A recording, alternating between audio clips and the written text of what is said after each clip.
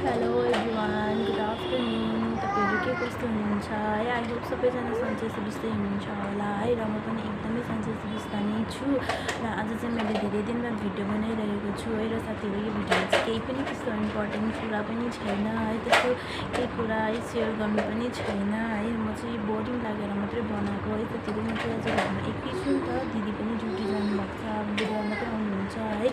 र भैया पनि अफिस जानुभएको छ, बेलुकी आइहाल्नुहुन्छ भैया त। सो दिदीको पापाजी आउनुभएको छ है, उहाँ पनि बाहिर जानुभएको छ नि त अहिले केही काम लिएर। सो म चाहिँ घरमा नानीसँग एक्लै भएँ है, के गर्नु भयो, एकदमै बोरिङ लाग्यो नि त।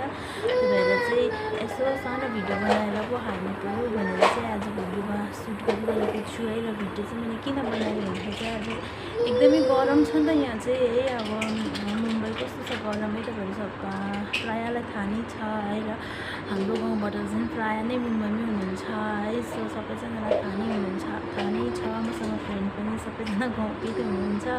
सो र पनि है मैले चाहिँ बनाएर हालिरहेको छु, किनभनेदेखिको चाहिँ यहाँ चाहिँ 32-34 डिग्रीसम्म गरम चाहिँ भइरहेको छ है। आफ्टरनुनमा चाहिँ एकदमै ज्यादा गरम हुन्छ।